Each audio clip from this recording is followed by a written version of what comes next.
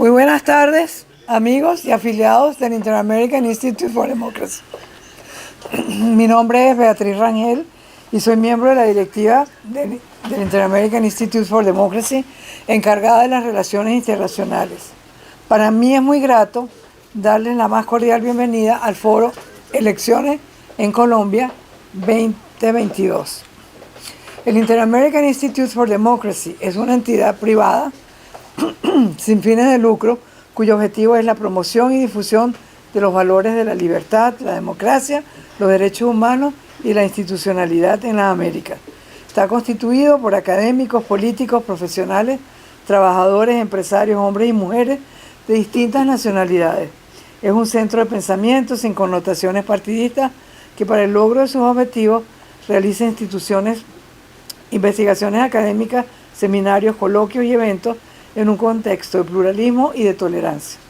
Mantiene un fondo editorial para la publicación de obras que contribuyen a la difusión y defensa de la democracia, de la libertad y de la institucionalidad.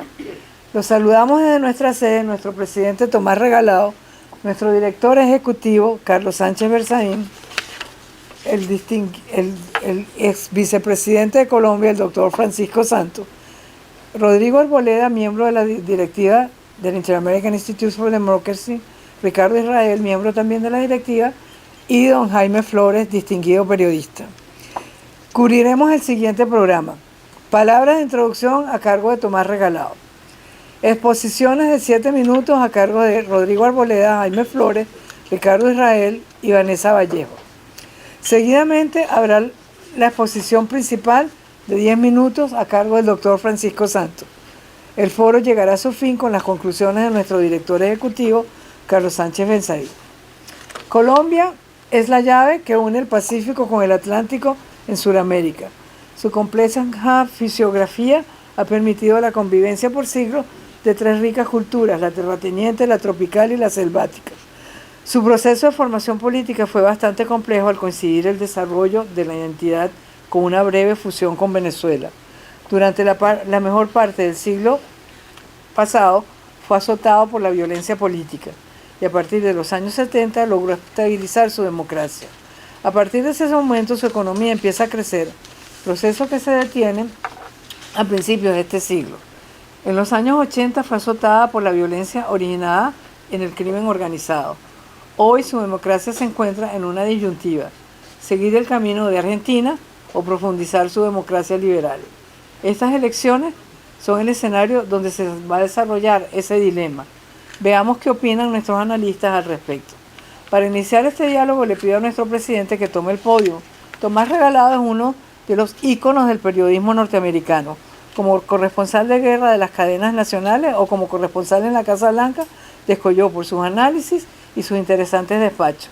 Fue alcalde de Miami por 2 periodos y hoy es figura seguida en Mega TV. Bienvenido.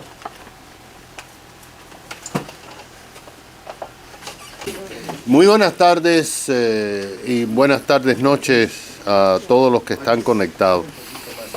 Desde hace varios días y toda esta semana, centenares de agentes del Departamento de Aduana trabajan doble turno chequeando aquí en Miami millones de flores que llegan al aeropuerto internacional de nuestra ciudad para después ser distribuidas a través de los Estados Unidos de cara al Día de los Enamorados.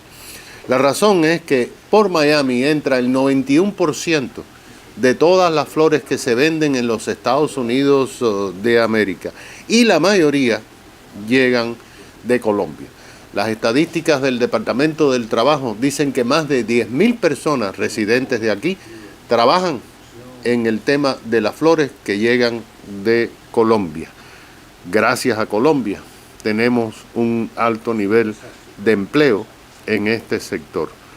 Esta es solamente una de las pocas razones que se pueden enumerar, pero la principal es que nosotros aquí vivimos y convivimos con más de 200.000 personas de la comunidad colombiana.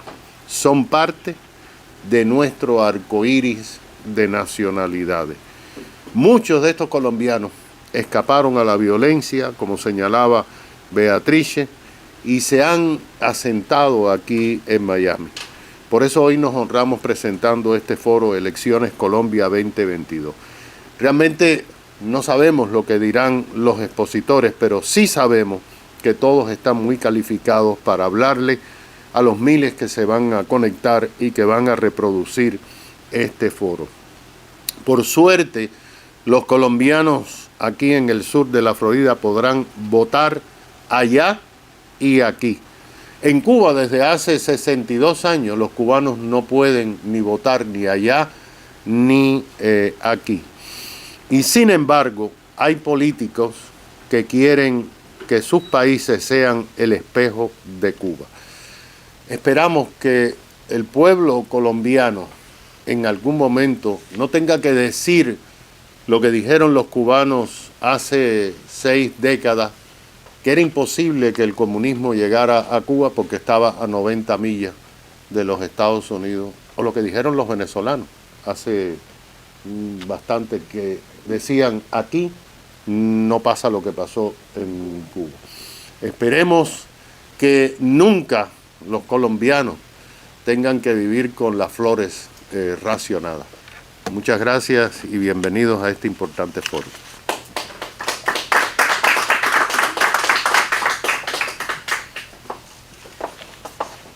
Muchas gracias, presidente. Ahora iniciamos el análisis llamando por favor al podio a Rodrigo Arboleda. Rodrigo Arboleda nació en Medellín, Colombia, y completó su licenciatura en arquitectura en el Instituto Tecnológico de Massachusetts, MIT, en 1965. Arboleda ejerció la arquitectura en Colombia durante 15 años en su país natal. Se convirtió en presidente de la Sociedad Colombiana de Arquitectos en Medellín durante 5 años y fue galardonado con una membresía honoraria en 1978 por sus contribuciones a la práctica y enseñanza de la arquitectura. También ganó el premio al mejor edificio en 1977, la Casa del Estado de Risaralda, en su capital Pereira. Es el único miembro vivo de la sociedad que ha recibido este reconocimiento honorífico. Durante más de 3 décadas, Arboleda ha estado en desarrollo de negocios en Miami, donde se mudó con su familia en 1977. Durante 10 años fue vicepresidente ejecutivo de Ogden Corporation de New York para las áreas geográficas de América Latina y España, y fue más recientemente presidente de la iniciativa One Laptop Per Child, y también forma parte de un interesante grupo de consultores basados aquí en la ciudad de Miami. Bienvenido, Rodrigo.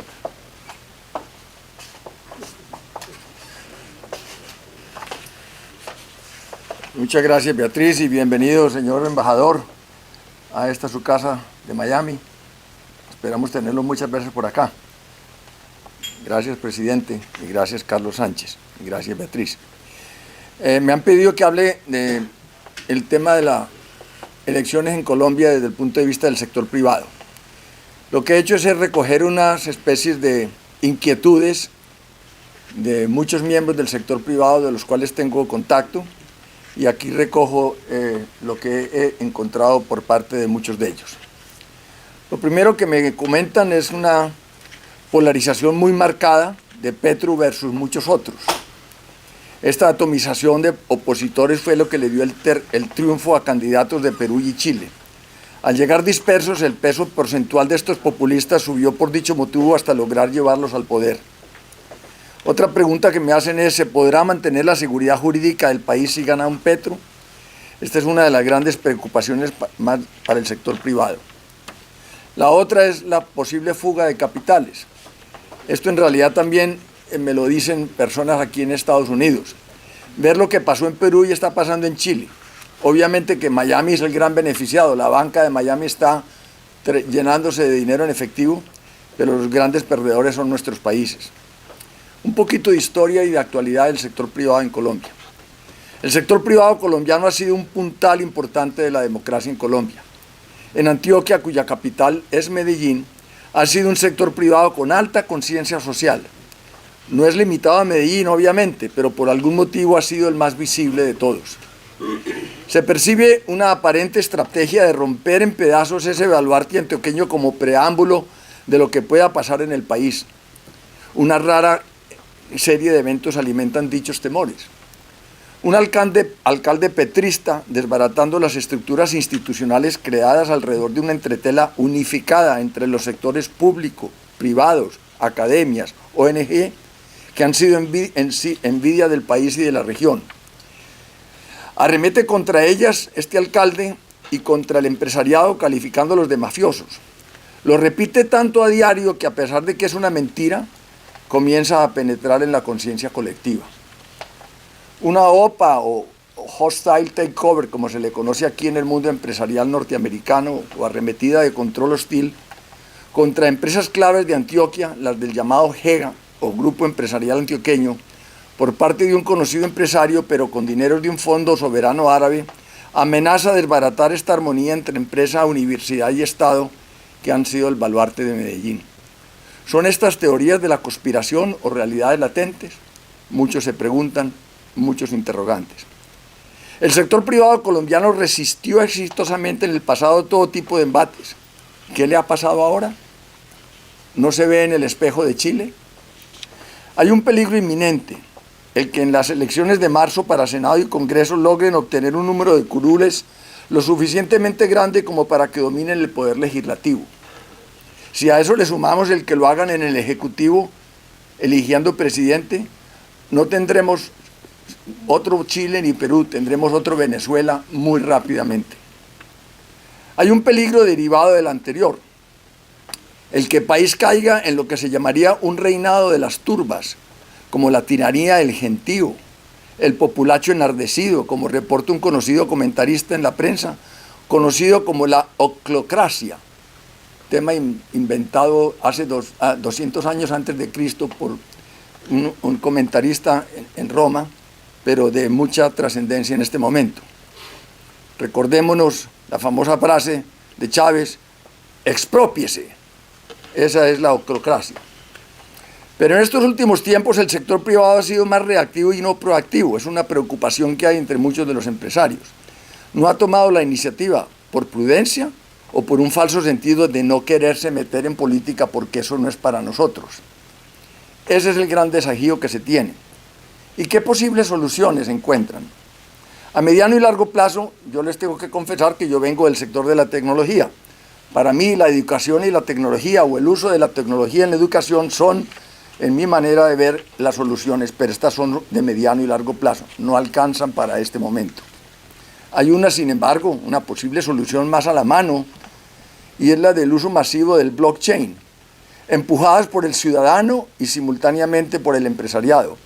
Descentralizar y reducir el poder del Estado y aumentar el empoderar más a la ciudadanía.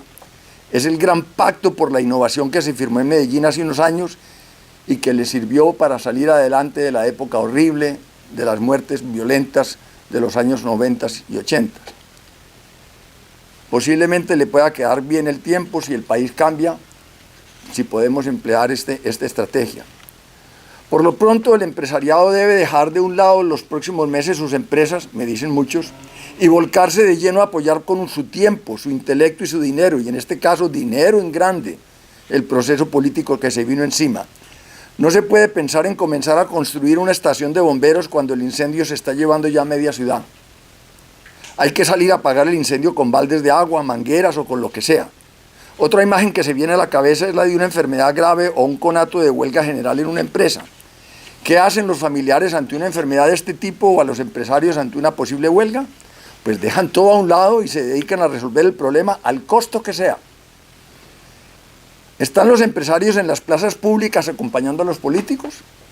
¿O estamos sentados en nuestras torres de marfil enviando el chequecito de rigor solamente esperando que Dios se apiade del país? Solo hay un empresario en la campaña poniendo el pecho, tiempo y dinero propio en el juego. Se llama Rafael Hernández. Pero es uno solo. Deberían ser muchísimos más. ¿Por qué no los hay? Todas estas son preguntas que he recogido a lo largo de mis entrevistas de estos últimos días. La lucha no es entre izquierda y derecha, es entre democracia y regímenes totalitarios. Da la casualidad que los regímenes totalitarios de hoy en día son todos de izquierda. Los Pinochet de este mundo hace tiempo pasaron a la historia. El Foro de Sao Paulo fue creado en 1990. Lleva 32 años preparando intelectuales, maestros, jueces, sindicalistas. Ha contado con una chequera abultadísima cortesía de Hugo Chávez y de Maduro. Tienen mística y dedicación. Cuentan con asesoría estratégica cubana, los verdaderos expertos en la materia. Han sobrevivido y prosperado por más de 72 años. Son los autores del manual del procedimiento para acceder al poder por vía democrática, pero solo para perpetuarse en el mismo e imponer el mal llamado socialismo del siglo XXI, eufemismo elegante al llamado comunismo estalinista jurásico, engavetado hace muchos años. Hay voces que proponen la creación de un foro de Miami, porque cobija a toda la América en reemplazo del foro de Sao Paulo, o un foro de Bogotá, Medellín, Cali o Barranquilla, si se quiere ser más local, sin tapujos, defendiendo la libre empresa, la propiedad privada, el imperio de la ley, una defensa de la Constitución, de las instituciones que componen el juego democrático, la división de poderes, un Estado pequeño, manejable, un rescate y despolitización de la justicia y de la educación, arrebatados hace años por el Foro de Sao Paulo. Hacerlo con la misma vehemencia y fortaleza intelectual, monetaria y de tiempos que ellos han tenido, pero manejado con la mentalidad empresarial de rendición de cuentas y cumplimiento de metas. El promover esta nueva versión del capitalismo socialmente responsable es un imperativo inaplazable. Es una visión positiva, proactiva, no reactiva del futuro de un país. En el caso de Colombia, ahora sí que es cierto que es importante. El empresariado debe darse cuenta que si no ayuda a repartir mejor la riqueza, si no muestra empatía, si no ayuda a mejorar radicalmente el nivel de ingreso de sus empleados, del común de las gentes, si no crea empleo masivo, ahorro, poder adquisitivo, todo esto con criterio social, si solo se dedica a bajar los costos operativos, se cava su propia tumba. Espero que por ello que no estemos llegando con estos criterios demasiado tarde. ¿Es esta visión que he recogido apocalíptica, realística, o tiene algo de optimista? Ustedes tienen, los empresarios, la palabra. Muchas gracias.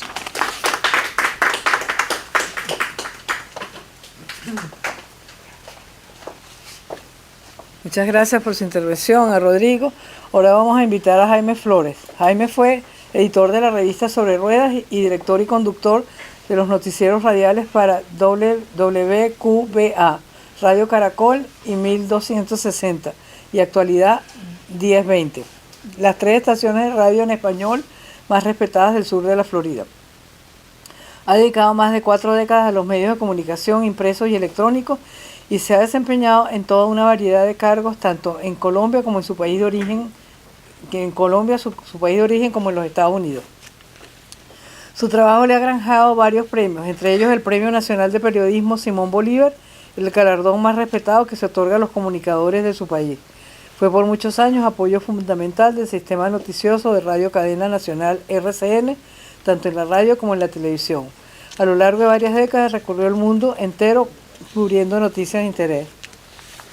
Jaime es hoy uno de los periodistas hispanos más respetados en Estados Unidos y es también un destacado administrador de proyectos, emprendedor y dueño de una notable capacidad de liderazgo, virtudes que le han permitido lograr que su trabajo trascienda en el plano periodístico y su talento contribuye al crecimiento de las organizaciones a las que ha pertenecido. Bienvenido, don Jaime. Muchas gracias.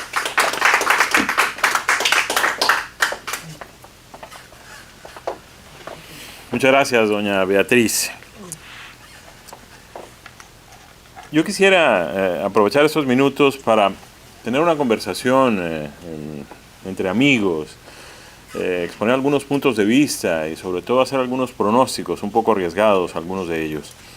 Yo quiero empezar diciendo que es muy preocupante que mis compatriotas allá en territorio colombiano no se hayan dado cuenta de que estas elecciones de este año 2022 podrían ser las últimas elecciones libres en nuestro país.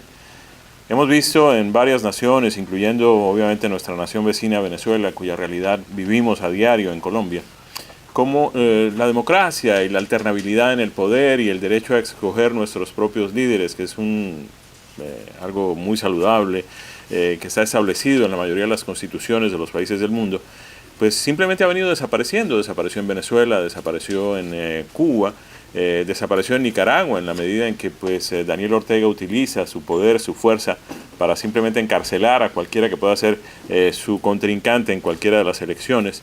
Y esto podría, si es que ya no está sucediendo en Colombia. Hace apenas 4 años, yo tuve la oportunidad de ser invitado como observador internacional para las elecciones del 2018 que concluyeron con la victoria de Iván Duque. Me pareció interesante porque llegué, es decir, por cuestiones de la organización misma, del proceso electoral y de las responsabilidades que tenía con mi trabajo aquí en los Estados Unidos, llegué a Bogotá prácticamente el sábado, las elecciones eran el domingo y el lunes me tenía que regresar. Me llamó la atención que me encontré un país el sábado y me regresé de otro país el lunes. Eran 2 países distintos. A lo largo de mi experiencia como periodista aprendí que no existe mejor fuente de información que el taxista que lo lleva a uno del aeropuerto al hotel el día que uno llega a la ciudad donde va a cubrir cualquier tipo de noticia. Y esa noche el taxista que me recogió en el aeropuerto El Dorado y me llevó a un hotel ahí relativamente cerca, me mostró una cara de preocupación enorme y me dijo: no sabemos, nadie sabe qué va a pasar con este país, esto es terrible, pueden pasar cosas horrorosas.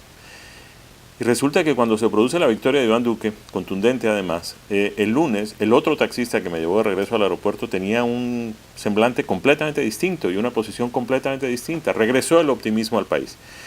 Teníamos entendido además que existía y se usaba en negociaciones, sobre todo de finca raíz, lo que se conocía como la cláusula Petro, que era una cláusula que aparecía en todos los... Es una cláusula que aparece en los contratos que simplemente revoca el contenido del contrato y el objeto del contrato si es que el señor Petro resulta elegido presidente de la República. Imagínense ustedes el alcance que eso tiene y el temor que el país vivía frente a la posibilidad de que pues, Petro ganara las elecciones. Nos salvó algo en esa oportunidad y ojalá algo similar ocurra este año.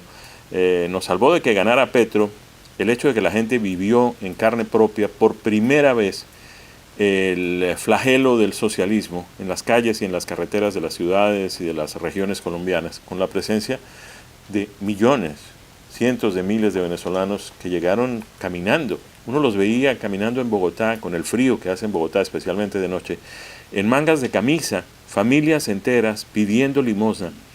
Y la gente alcanzó a darse cuenta de que esa película que estaban viviendo en Venezuela no teníamos por qué verla en los teatros en Colombia también. Ya nos estaban mostrando los cortos, los trailers, no había ninguna necesidad de que viviéramos esa realidad en nuestro país. Nosotros hemos tenido una serie de privilegios desde el punto de vista geográfico, desde el punto de vista geopolítico. Esa posición en la que estamos, en toda la esquina noroccidental del continente, de la parte suramericana de nuestro continente, bañados por 2 océanos, con 3 cordilleras y todas esas cosas maravillosas, han sido pues para nosotros ventajas y privilegios, pero en el momento actual son también un riesgo muy grande. El valor geopolítico de nuestro país, particularmente para Cuba, es un peligro. ¿Por qué decimos esto? Porque, hombre, a lo largo de su historia, en estos 62 años, desde que triunfó la revolución, Cuba ha dependido de los demás. Ellos tienen esa particularidad y es que logran acabar con todo, muy rápidamente además. Acabaron con un país que era boyante, un país que tenía industria, un país que tenía turismo, estructura, un país que era una maravilla, una isla verdaderamente privilegiada, al igual que Colombia. Y acabaron con eso y dependieron entonces a partir de allí de lo que en esa época era la Unión Soviética. Después que cayó la Unión Soviética tuvieron un periodo muy difícil, el famoso periodo especial, hasta que apareció entonces Hugo Chávez y Venezuela, y exprimieron de Venezuela todo lo que pudieron hasta que Venezuela hoy no puede ofrecerles nada. ¿Cuál es la solución? ¿De dónde se pueden agarrar en ese momento?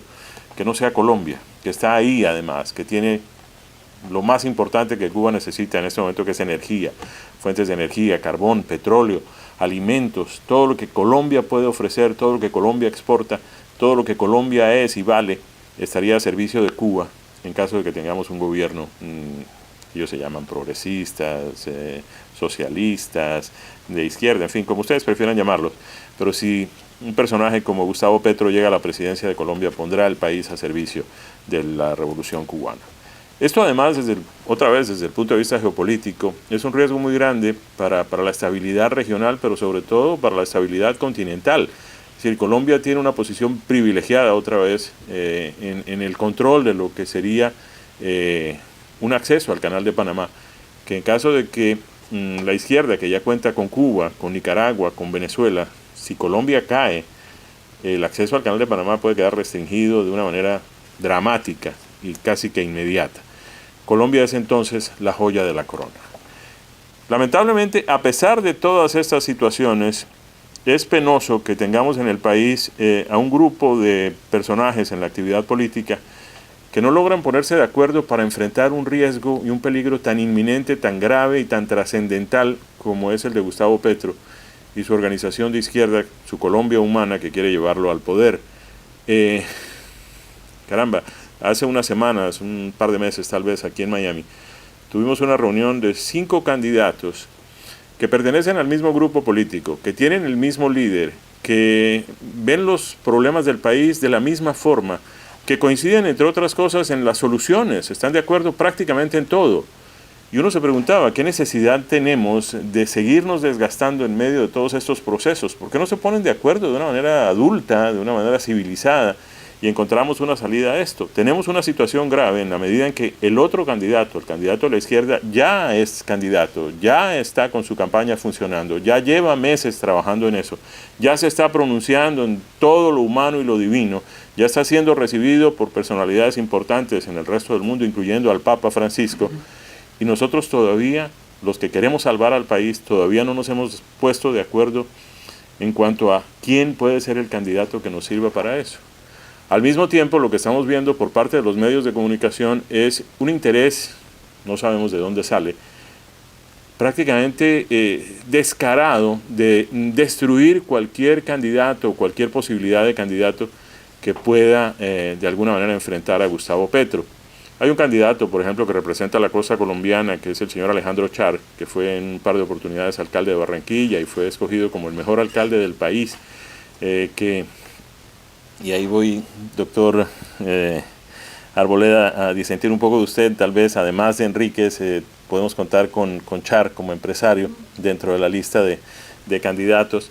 Es importante que los empresarios, que los importantes líderes del sector privado también se metan en la política, porque ellos saben que las cosas tienen que funcionar, ellos están acostumbrados a darle rendimiento a la inversión, a responder ante sus accionistas, ante sus empresas, por lo que hacen como líderes de su sector empresarial, y eso en algunos casos, en la mayoría de los casos, lamentablemente no sucede en el sector privado.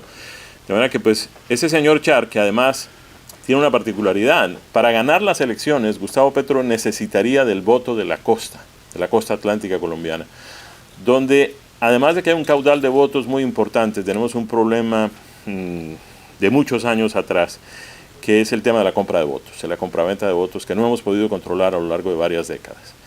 Si un personaje como Alejandro Char está presente en la contienda electoral, es muy probable que Gustavo Petro no logre obtener esto. Y entramos ahí en otro tema que para nosotros es importante, y es el acceso de recursos extranjeros a la actividad política en Colombia. Si nosotros, a raíz de esta decisión del gobierno del presidente Biden de retirar a la organización terrorista de las FARC de la lista de organizaciones terroristas del Departamento de Estado, eso podría permitir que algunos recursos que existen en este país y en otras naciones y que podrían ser pues invertidos en el tema del acuerdo de paz, en el tema de pues seguir prosperando con algunas de las cuestiones, muchos de nosotros no coincidimos con ellas, pero fueron aprobadas y están ya en funcionamiento. Esos recursos de estos gobiernos podrían terminar en manos de estas campañas políticas. Además, a raíz justamente de estos acuerdos de paz, estas organizaciones guerrilleras se convirtieron en partidos políticos y tienen acceso a recursos del Estado para financiar sus campañas. De manera que el tema económico va a tener una importancia relevante en el desarrollo de este nuestro proceso electoral. ¿Qué podemos hacer? Es decir, ¿cuál es la salida de esto? A mí se me ocurre, y lo he mencionado en otras oportunidades, que tal vez la única salida que esto puede encontrar es un gran entendimiento nacional, muy similar al que tuvimos al final de la década de los 50, cuando Laureano Gómez, líder conservador, y Alberto Lleras Camargo se reúnen en el balneario de Benidorm en España y firman lo que después con el tiempo terminó convirtiéndose en el Pacto Nacional, que fue un entendimiento en el que los partidos políticos se alternaban la presidencia de 4 en 4 años, entre 1958 y 1974. Eso le devolvió al país tranquilidad, eso le devolvió paz al país, eso de alguna manera redujo significativamente la época violenta que vivía Colombia para esa década de los 50, entre otras cosas, en nuestro único periodo de dictadura con Gustavo Rojas Pinilla después del golpe del Estado contra presidente Urdaneta, cuando regresaba al poder justamente el presidente Laureano Gómez. Tal vez si lográramos que se sentaran, así sea para, como decía otro líder colombiano de gran importancia, el ex candidato presidencial Álvaro Gómez Hurtado, para ponernos de acuerdo aunque sea en lo fundamental, si lográramos que personajes de importancia, que son hoy prácticamente antagónicos y casi que irreconciliables, por salvar al país, lograran sentarse a una mesa y ponerse de acuerdo en 2 o 3 cosas importantes. Tal vez lo que voy a decir es sacrílego, pero hay que plantearlo. Yo creo que algo que podría contribuir a encontrar soluciones para Colombia, hacia su futuro, sería que se sentaran a una mesa Álvaro Uribe Vélez y Juan Manuel Santos Calderón. Si sentaran, es prácticamente inviable, yo sé que es. Tal vez cuando alguien propuso que se sentaran Laureano Gómez y Alberto Lleras, seguramente alguien dijo exactamente lo mismo que están pensando todos ustedes, pero me parece que el país necesita, si no esta, por lo menos otra idea así trascendental.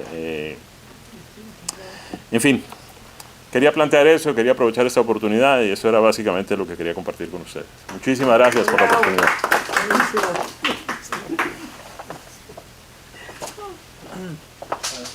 Bueno, agradecemos su intervención a don Jaime, que realmente va a provocar, creo que bastante reacción aquí y entre los que nos están siguiendo por el internet. Ahora vamos a invitar al podio a Ricardo Israel. Ricardo es miembro de la Junta Directiva del Inter-American Institute for Democracy, es egresado de la Facultad de Derecho de la Universidad de Chile en 1972, investigador visitante de la Universidad de Pittsburgh, fue profesor auxiliar de la Universidad de Essex en Inglaterra. También trabajó en Estados Unidos como profesor visitante Fulbright en Wheaton College en el estado de Massachusetts. Bienvenido.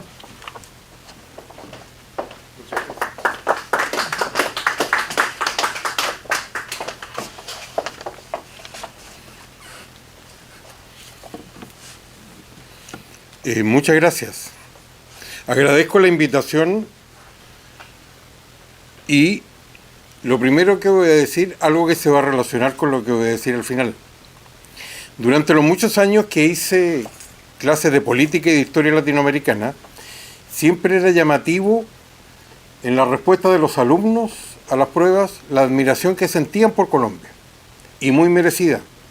Colombia era ejemplar en el sentido que son pocos los países que tienen las reservas en la sociedad civil y sobre todo una estructura familiar que les permite resistir y con una democracia estable y funcionante al tipo de violencia que vivió durante buena parte del siglo XX Colombia. Lo segundo, en el periodo que integré el Tribunal Constitucional en calidad de suplente en Chile, era llamativo el respeto que se sentía hacia los fallos de la justicia y del Tribunal Constitucional colombiano, y era, por lo que yo recuerdo, el único país latinoamericano que se agregaba a la lista de los tribunales constitucionales, y en ese rol la Corte Suprema norteamericana, que eran regularmente citados en los fallos que se hacían en Chile. Es, por lo tanto, una sociedad resiliente y ejemplar hasta en el tema de drogas, donde a pesar de la disponibilidad, el consumo es inferior a de varios países, incluyendo a Chile. Dicho esto, voy a saltar a lo que considero son los 2 acontecimientos más importantes a los días que vive Colombia. El primero es el resultado del plebiscito y sobre todo del incumplimiento de la promesa que iba a traer la paz interna. Como es público y notorio, sobre todo para los colombianos, no se ha detenido, sino hubo una reocupación antes que el Estado por parte de la guerrilla. Y segundo, las protestas violentas que vivió el país. Al mismo tiempo, el triunfo militar sobre la guerrilla no le generó inmunidad a los ganadores como lo ve las circunstancias judiciales que vive el presidente Uribe. Y creo que eso da un acceso al tipo de desafíos que encuentra la democracia. Ya no es el asalto al cuartel de Moncada, al poder, sino el copamiento de la democracia y de las instituciones desde adentro. Las instituciones como la prensa, la sociedad civil, los partidos políticos y la justicia están en el primer lugar de la lista. Se transforma en el lawfare que se ha desarrollado a través de toda la región para maniatar a los demócratas, y eso lleva al otro problema. Hay una suerte, y se citaba aquí al Foro de Sao Paulo, de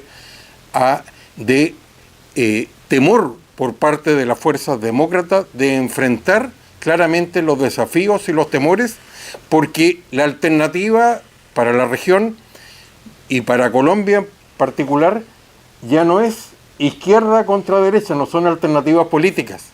La alternativa es civilización o barbarie, es democracia o dictadura. Y se reafirma en el caso que siempre se ve acá, de que el día que fue aprobado el año 2001 en Lima la Carta Democrática Interamericana había solo una dictadura y ahora hay 4,5 y creciendo, 5 para ser exacto.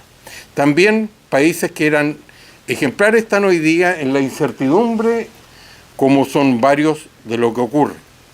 Y la novedad para Colombia es quizás por primera vez en mucho tiempo una oportunidad electoral para la izquierda en el Ejecutivo y en el Legislativo.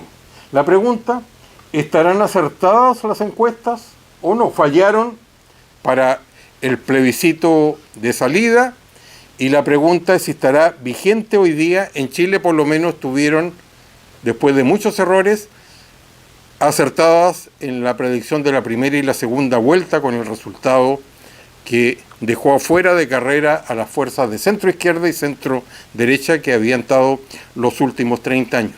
Y eso nos lleva al problema serio de la democracia en el día de hoy.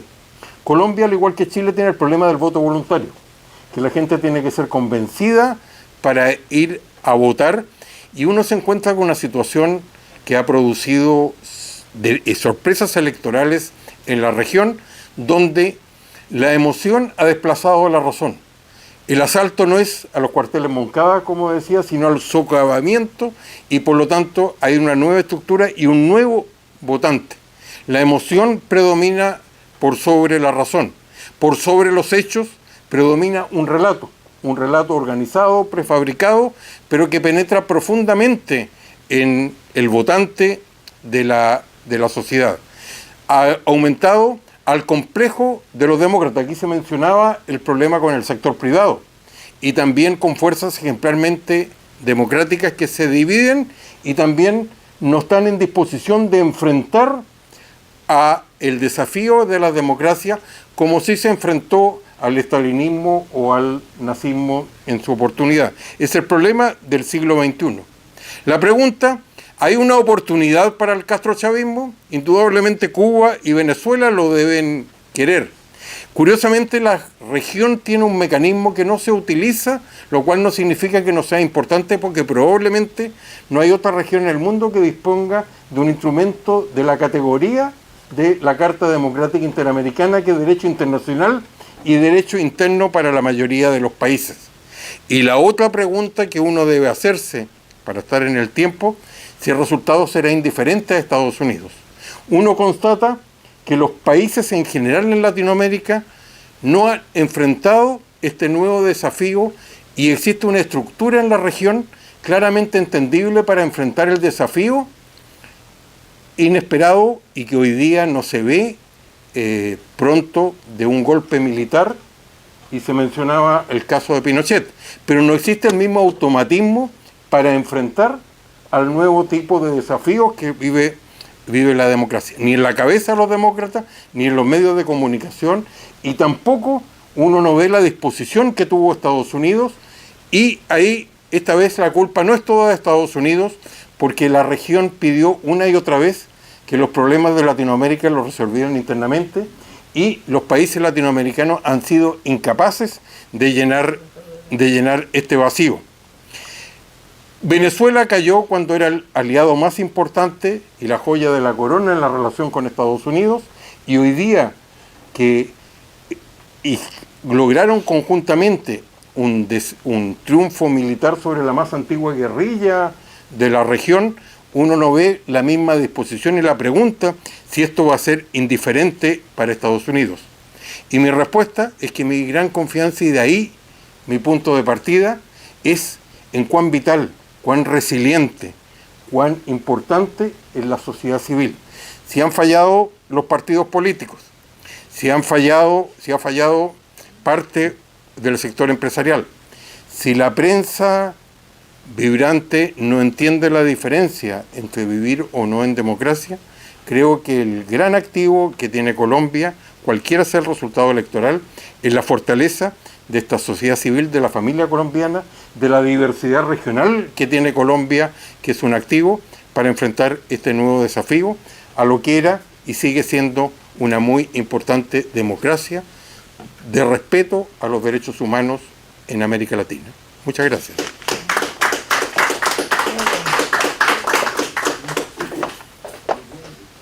Ahora le damos la bienvenida a una periodista muy admirada en los Estados Unidos y en el mundo.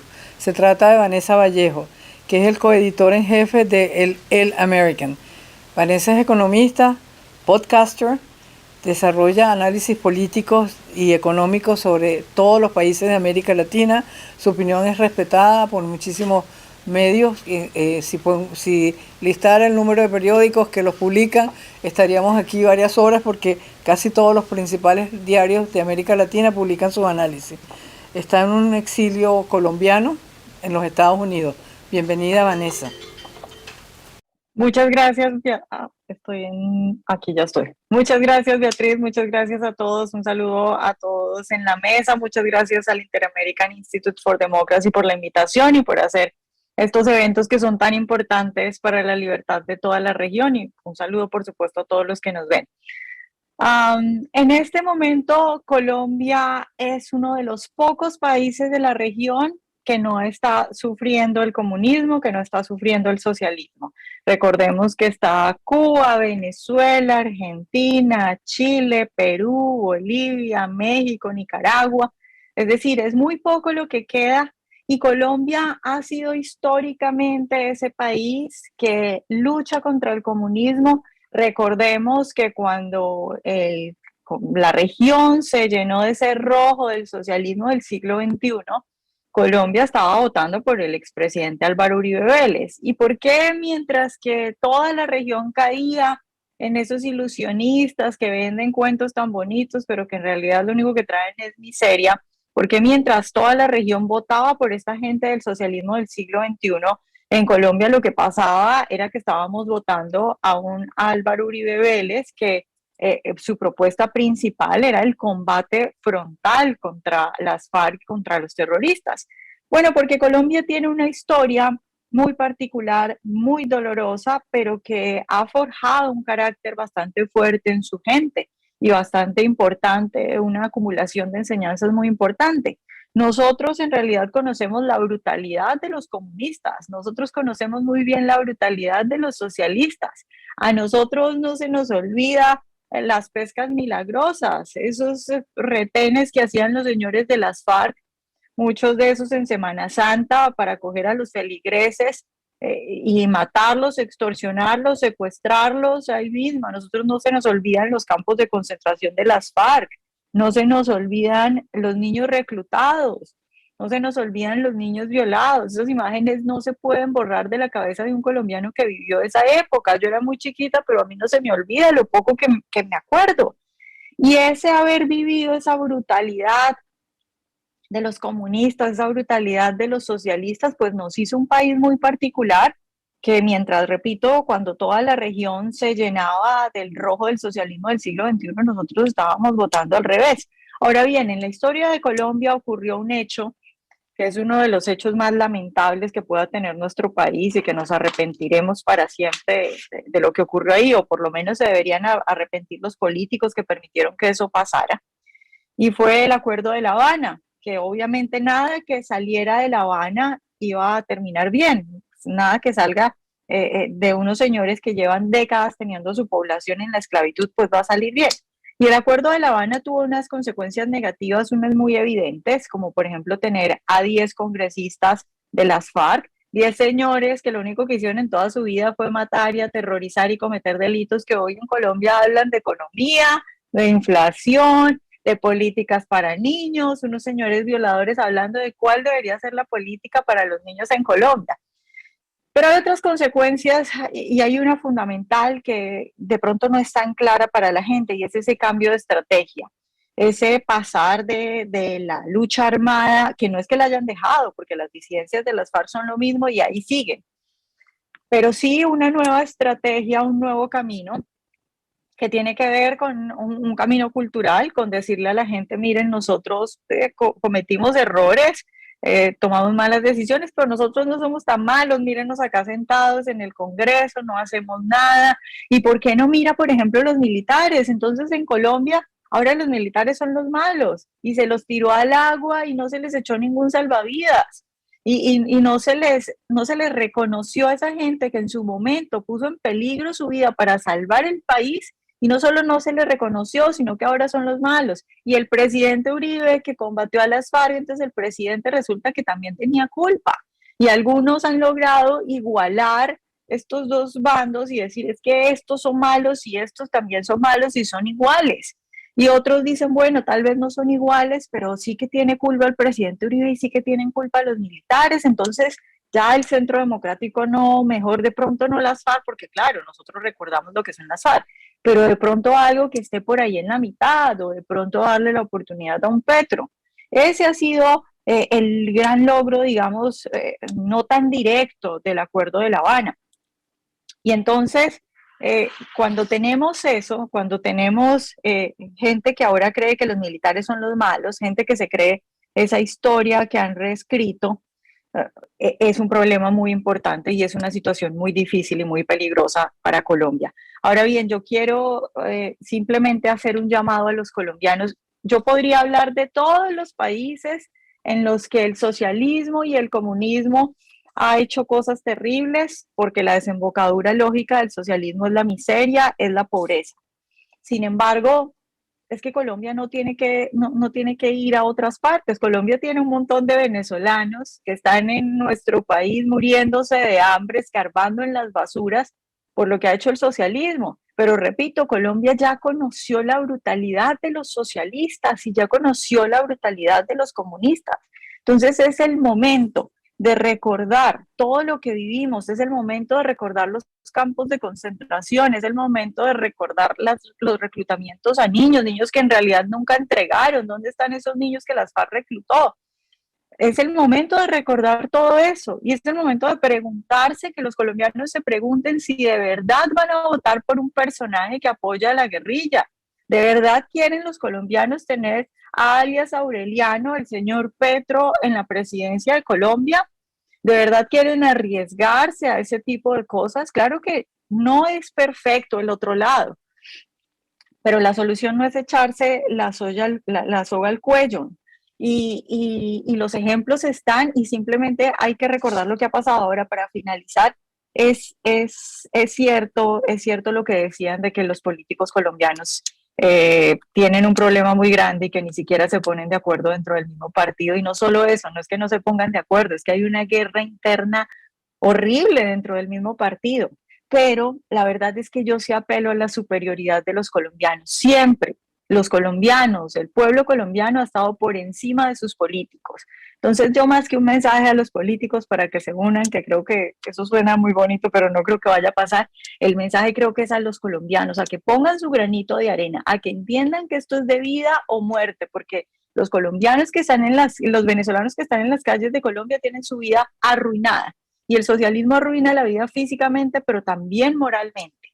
Y no queremos eso. Entonces es el momento de poner el granito de arena, de bajar los humos, de decir, ok, este tal vez no me gusta tanto, pero no importa porque yo no voy a entregar mi país. Pero yo creo que estamos a tiempo y creo que la salvación de Colombia está en los colombianos, que repito, son mucho más superiores que sus políticos.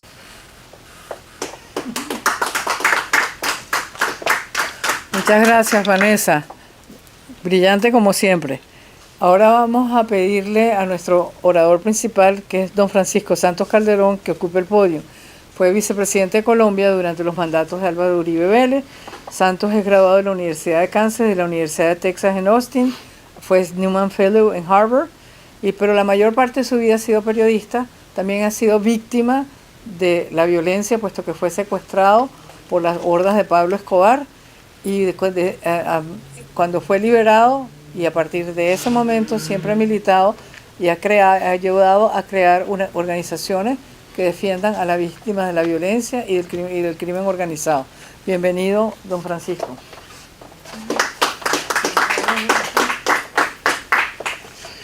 Bueno, muchas gracias Beatriz, muchas gracias Tomás y muchas gracias Carlos por este espacio. Yo quisiera quedarme hablando sobre dos temas que son tan simbólicos y tan importantes en la elección que se va a dar la primera instancia en marzo, la segunda en mayo y la tercera en junio. En marzo las parlamentarias y en mayo la primera vuelta y en junio la segunda. Como es la cláusula Petro que refleja exactamente lo que está sintiendo el empresario de lo que puede pasar en Colombia. Petro hoy la desechó y dijo que eso es una equivocación. No, es un sentimiento importantísimo que tiene mucha gente.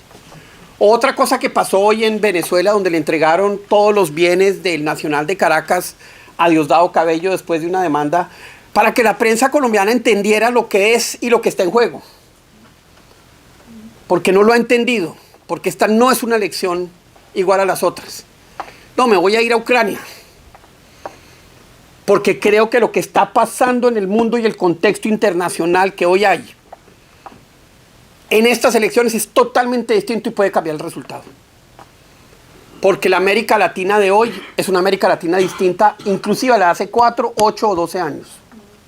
Porque hoy hay un bloque autoritario que necesita, consolidado y creciente, que necesita a Colombia como parte fundamental en la ampliación de su estrategia. Porque hoy ya lo que se ve es una China, una Irán, una Turquía, una Rusia jugando de manera clara en la región en una guerra asimétrica política militar que sufre y que tiene su epicentro en Colombia, pero que no empezó ahora, empezó en las protestas del 2019. Y que no se ha visto esa amenaza en su verdadera dimensión. ¿Y por qué traigo Ucrania? Porque el señor Putin quería jugar a una cosa que no le salió. Lo de Ucrania no le salió bien, entiende que el costo de avanzar aún más es gigante, pero eso lo único que hace es incentivarlo para crear otras opciones de poder que le facilite ese proceso de negociación que están en América Latina. Lo que vamos a ver en los próximos años es a una Rusia. No, pero no nos debemos preocupar de sus misiles o de sus aviones o lo que le están vendiendo a Venezuela, como hoy lo dijo el presidente Duque. Mucho más preocupante es lo que hacen con sus computadores. Ahí es donde está la simetría de la guerra y ahí es donde está lo que ellos pueden generar en estos próximos meses y tener un efecto importantísimo en la campaña. La asistente, la subsecretaria de Estado, Vicky Nuland, está en Colombia hablando precisamente de eso. Gracias a Dios se han demorado. Esa visita ha de ser hace rato. Pero bueno, mejor que estén ahora. Lo importante es qué van a hacer. Porque es que no es solo lo que usted puede hacer hackeando las bases de datos, etcétera, sino lo que usted puede hacer creando el desorden en redes sociales, que fue lo que hicieron en el año 2019. Las protestas en Ecuador, en Chile y en Colombia desde 2019 y 2020 no fueron algo en abstracto. Cuando uno mira lo que pasó en Chile, que 2 años después tiene el efecto que tuvo, fue algo tremendamente organizado. El Partido Comunista y grupos anarquistas que siempre han estado asociados a la antigua Unión Soviética, a la hoy Rusia, a través de ese histórico trabajo y de ese histórico proceso que tuvieron con el Comintern, actuaron. Uno no quema una línea de metro en una noche si no está organizado. Cuando uno mira todas las redes sociales que estaban entrando en Chile en ese momento eran redes sociales que estaban o en Ucrania o en Europa. Adivine quién maneja eso. Entonces, uno empieza a entender que ya hay una guerra asimétrica que conecta a este bloque con lo que pasa en el mundo, y por eso vuelvo a lo de Ucrania. Porque yo sí creo que lo que está pasando en Ucrania va a tener un efecto muy importante en América Latina en términos de qué va a hacer Rusia en la región. Hoy la embajada rusa en Colombia es más grande que la embajada rusa en Inglaterra. Adivinen. ¿Son diplomáticos? No. Entonces, tenemos que entender que el contexto cambió. Y el contexto internacional va a ser fundamental para poder decidir la elección del 2022, sobre todo la presidencial. Si Venezuela mete 100 o 200 millones de dólares en compra de votos, cambia el resultado de la elección. Y no me cabe la menor duda que Cuba lo está pensando, que Rusia lo está pensando, que Venezuela obviamente lo está pensando, y ya tenemos clarísimo que el señor Petro dijo: si yo soy presidente, inmediatamente reconozco a Maduro. Entra y se alinea directamente ya con ese bloque autoritario que se está consolidando en América Latina. Entonces, lo primero es que tengamos en cuenta el entorno internacional y el caos y el efecto que pueden causar. Y lo segundo que quería hablarles hoy es qué está pasando en estos momentos. Sí, hay 20 candidatos, no sé cuántos. Sí, están todos hablando, nadie se une. Pero vienen 2 etapas de elecciones. La primera, que es este momento con las elecciones parlamentarias, y lo que viene después. Y en las elecciones parlamentarias le decía yo al Partido Centro Democrático: ustedes tienen que polarizar. Ustedes, el único partido que se puede convertir en, y que ha sido además, y ya ha pagado el costo de ser barrera del populismo y del castrochavismo, frase de Álvaro Uribe Vélez, es el Centro Democrático. Recojan eso en estos momentos. Planteen que somos la única barrera de contención. A ver si logramos que esos 3, 4, 5 millones de votos de gente que está realmente preocupada, con razón además, dice: yo necesito empezar a ponerle un dique a esto, y es en la elección parlamentaria. Vamos a ver si en este mes que quedan, mes y medio que quedan, mes y una semana, logran mandar ese mensaje, porque yo creo que si el Centro Democrático pasa de los 20 senadores a los 30, 35, que puede, si hace esa campaña como tiene que ser, agresiva, para que ese temor que hoy existe genere el efecto político que pasó en Chile. Porque es que en Chile, en la elección de Congreso, la derecha se quedó con la mitad. ¿Y por qué? Porque la gente tenía miedo. Y yo creo que ahorita ese es el mensaje que hay que mandarle a los colombianos. Sí, tengan miedo. Y los únicos que han defendido esta democracia es el Centro Democrático. Los demás se acuestan con el que sea con tal de sacar un voto. Y creo que ahí está el mensaje importante que el Centro Democrático tiene que hacer durante el próximo mes para poder lograr ese brinco cuantitativo y cualitativo que genera esa barrera de contención y que sin duda transforma lo que va a pasar los 2 meses siguientes. ¿Y qué va a pasar los 2 meses siguientes? Van a quedar 5 candidatos o 4 candidatos. Va a quedar Petro, que tiene un 27%, un techo. Yo creo que está sufriendo un fenómeno brutal de desgaste también. Por eso está tratando de reciclarse yendo donde el Papa y hablando con, perdóneme, yo sea así de franco, con el vagabundo del Zapatero. Que eso parece un chulo que lo único es que chupa sangre donde puede sacar plata. Y sí, yo soy así de franco porque sí creo que es así. Pero está buscando ese oxígeno. El segundo es Rodolfo Hernández, ex alcalde de Bucaramanga, fenómeno político interesantísimo, con un discurso nuevo, con una desfachatez que le llega al colombiano, y ahí está de segundo, con Ingrid Betancourt. Hace un mes cuando saltó Ingrid, yo que dije: uy, esta señora se va a disparar. No, todo el mundo, usted está loco, esa no es. Ahí va de tercera. También tiene un discurso fresco. No sabemos qué es ni para dónde va, pero ahí está. Y después vienen los demás. Ahí quedará uno de la famosa coalición de la esperanza, que debe ser Sergio Fajardo. Ahí debe quedar otro de la coalición de alcaldes y exgobernadores, que no sabemos quién va a ser, y Oscar Iván Zuluaga. La única manera como Oscar Iván Zuluaga del Centro Democrático puede subir es si el Centro Democrático asume esa posición y pasa a tener 30, 35 senadores, y ahí tendría un espacio político nuevo y distinto y una fuerza de dejarse contar. Pero es que parece que la gente tuviera vergüenza de decir soy de derecha. Yo defiendo estas libertades. Yo defiendo este escenario. Afortunadamente mi hijo no, mi hijo sí está haciendo una campaña que dice yo soy la nueva derecha. Una derecha respetuosa, una derecha de libertades, pero una derecha que defiende estas libertades, y me parece que me parece un valor gigantesco, porque resulta que en Colombia les da vergüenza decir yo soy esto.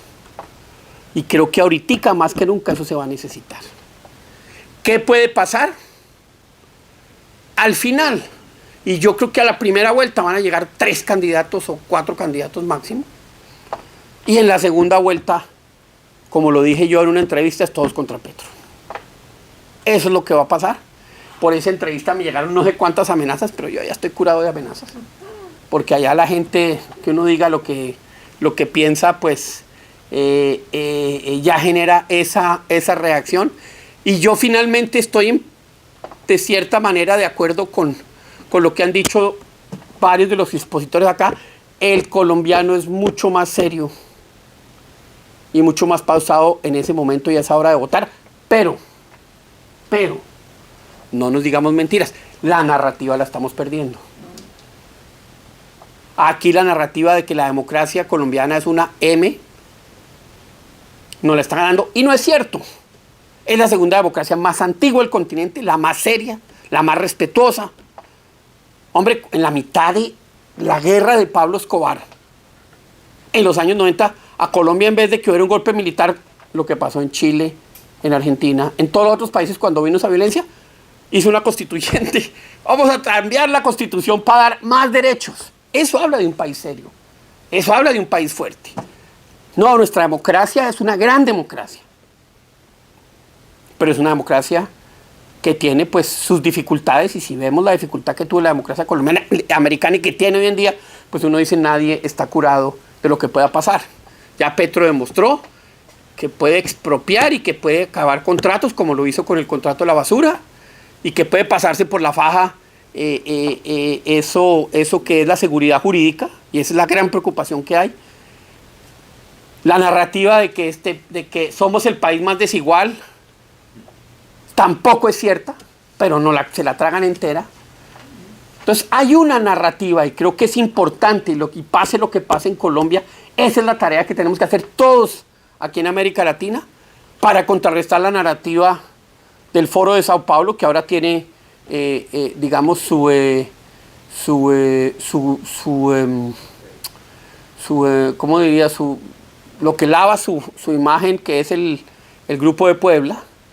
Hay que crear una nueva, hay que combatir esa narrativa para evitar que sigamos teniendo momentos de fragilidad como estos, que se sigue esa consolidación de ese bloque autoritario, porque estoy de acuerdo que hoy no es izquierda contra derecha, sino autoritarismo contra democracia.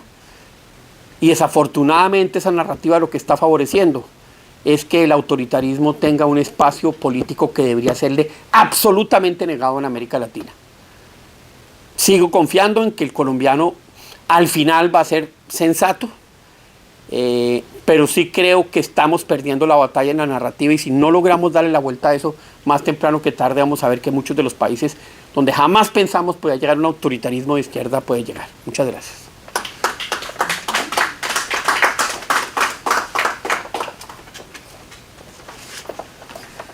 Bueno, y ahora para las reflexiones de cierre vamos a invitar al podio a Carlos Sánchez Berzaín, exministro del Gobierno de Bolivia, máster en Ciencias Políticas y máster en Sociología, politólogo, miembro fundador del Ateneo Jurídico Boliviano, catedrático de Derecho Constitucional y Derecho Internacional Público, columnista en varios medios de la región como Infobae.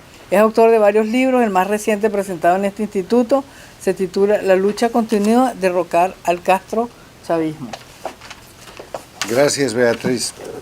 Después de estas magníficas exposiciones, algunos aportes de resumen sobre las elecciones de Colombia. Esta elección, el año 2022, no es sino el capítulo más importante este año de una lucha de agresión que abarca todo el siglo, y que es la agresión de la dictadura única que había en 1999 en la región Cuba, que con el dinero que le lleva Chávez, con la entrega que hace de Venezuela, se expande en el siglo XXI y forma lo que empieza llamándose el movimiento ALBA, movimiento bolivariano, socialismo del siglo XXI o castrochavismo, que es un grupo de delincuencia organizada transnacional liderado por Cuba, que hoy día controla Venezuela, Bolivia, Nicaragua, que controló en su momento el Ecuador con Correa, y que tiene el apoyo de gobiernos pro-dictatoriales, pero en países democráticos, que son Argentina y México, y está por verse lo que pasa en Perú y Chile. Este es un proceso hemisférico, es un proceso de toda la región, y no es un proceso de hoy día. Es un proceso que lleva 23 años. Es un proceso que se ha visto agravado en su curso por los hechos del 11 de septiembre del 2001, cuando Estados Unidos es agredido por los ataques terroristas, y a partir de ese momento abandona América Latina. Es un hecho que se ha visto agravado después por el incremento de los precios de los commodities, que le dio todo el dinero posible a Chávez.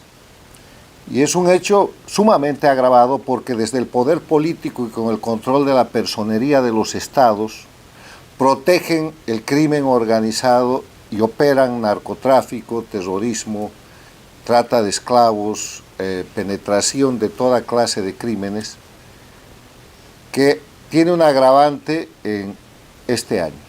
Y es que el fenómeno latinoamericano es hoy con claridad un proceso mundial.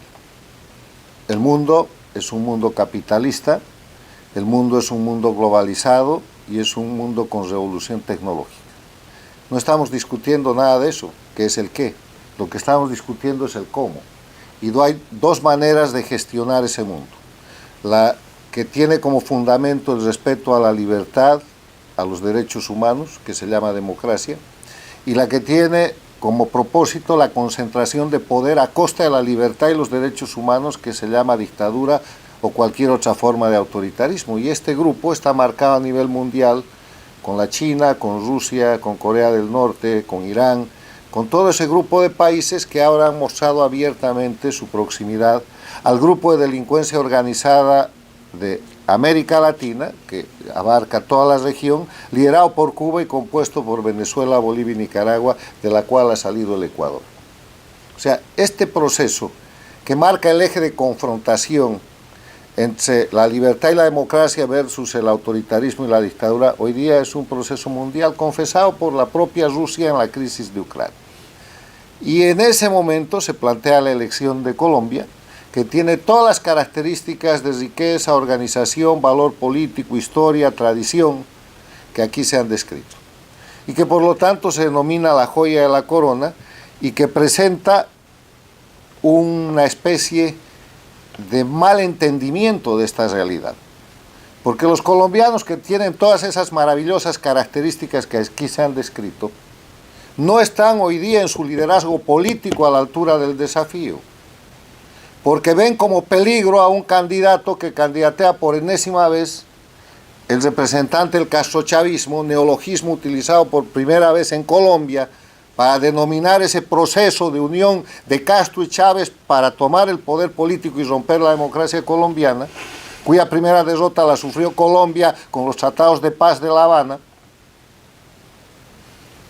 Y ven en Petro una amenaza cuando Petro tiene el 27% de favorabilidad en las encuestas y hay un 73% de colombianos que los repudian. Y digo que el liderazgo político de Colombia no está hasta hoy día a la altura de su pueblo y de la expectativa y del prestigio que tiene a nivel internacional, porque con el 73% en contra de Petro deberían ser capaces de acabar con ese proceso sin que haya tanto ambiente de miedo, de incertidumbre y de temor en Colombia. Pero no, el problema es el sectarismo, el problema es la confrontación interna, el problema es que no es posible un pacto democrático a favor de Colombia, el problema es que no es ni siquiera posible identificar conjuntamente el enemigo, al punto que entre la gente que debería estar defendiendo la democracia hay sospecha que hay muchos que son corredores para desestabilizar ese 73% y ayudar a Petro, porque la mejor manera como puede ganar Petro es dividiendo ese 73%. Esa es la preocupación. Yo tengo estas cuestiones que dejo sobre la mesa porque ese es un tema de los colombianos. Lo que el resto del mundo puede hacer es ayudar en la reflexión, que es lo que tratamos de hacer en foros como este, para que haya un pensamiento en el sentido de que el pueblo de Colombia está en lo correcto. Más de 3/4 partes de los colombianos repudian al candidato del castrochavismo. No me digan que así van a perder la elección para repetir el tremendo error del Perú, que le ha dado la presidencia a un castrochavista que tenía 13% de apoyo en la primera vuelta, 13%. No me digan que van a repetir lo que ha pasado en Chile, donde se proclama el triunfo con el 54-55% del candidato Boric, pero con 50% de ausentismo en la elección, lo que quiere decir que simplemente tiene un apoyo del 27% y es una minoría.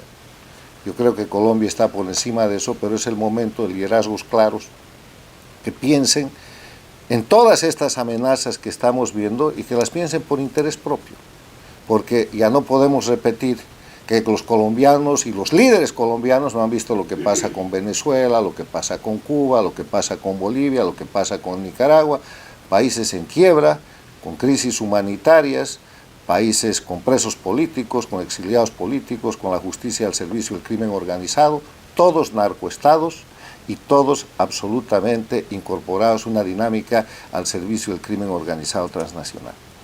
El liderazgo político colombiano tiene la palabra.